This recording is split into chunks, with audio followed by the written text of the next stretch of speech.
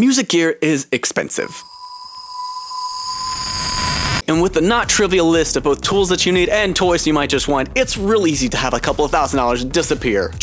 But I'm here to spread at least a little bit of hope. If you're at all kind of a frugal person like me, you find it hard to easily spend a lot of money, or maybe even buying things full price is really out of the option for you. So I'm going to show you my list of places and tools that I've used to get a lot of really great deals on gear, both physical and software. So let's not waste any time, because time is money, and that's the whole reason we're here, to save money. Let's go.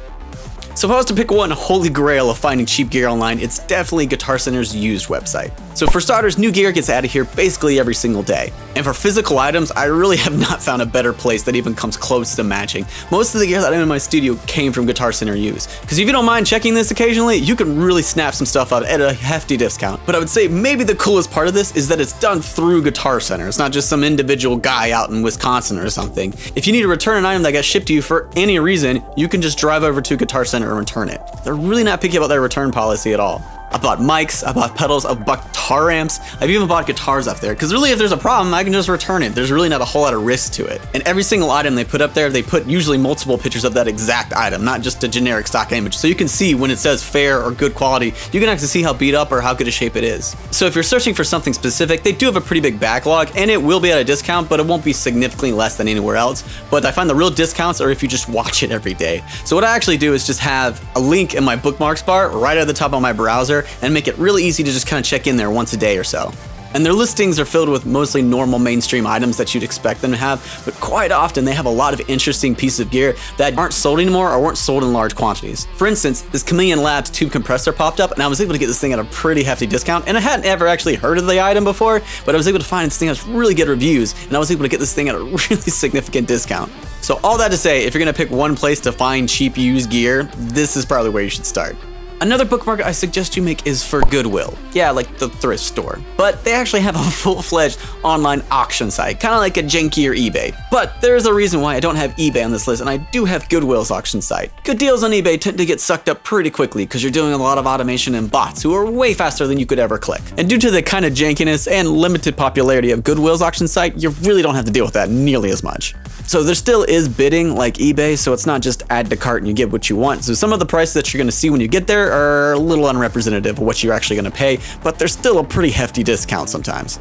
Now let me be clear that there's just random items up here, and most of it's beginner stuff. Now for me, I tend to focus on the electronics and synthesizer section of things, and it's pretty flooded with like the beginner keyboard that you would buy at a Radio Shack back in the day. But if you don't mind scrolling a little bit, you can find some really interesting gear and some pretty rare and vintagey stuff here too. Bear in mind the quality is kind of all over the place. You're not dealing with musicians and you're not really dealing with a music company, you're dealing with a thrift shop here. So if you want to buy a guitar up here, yeah, go for it. I probably wouldn't recommend it though. Now, while this is on my bookmarks bar for easy access, I don't check this every day because you really don't need to. You can see when the bidding's gonna end, so I tend to just set an alert in my calendar a few minutes before that. Now, something to note when you're actually trying to win bids, most of the auctions end at night and the site slows down heavily. So you'll probably have to play a few games to kind of figure out the right time to push submit, and you might want to overbid just a little bit to make sure that you get the item that you want.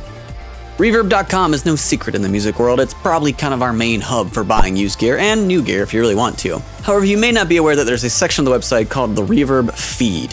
What this basically allows you to do is any searches that you would make, let's say analog synthesizers or something, you can actually save that search and you can combine all, let's say 6 different searches into your daily feed. And they'll send you an email or you can just view it on the website. But it basically allows you to find all the things that you were looking for kind of all combined in one list. So a link to my REVERB feed definitely lives in my bookmark bar and I probably check it most days.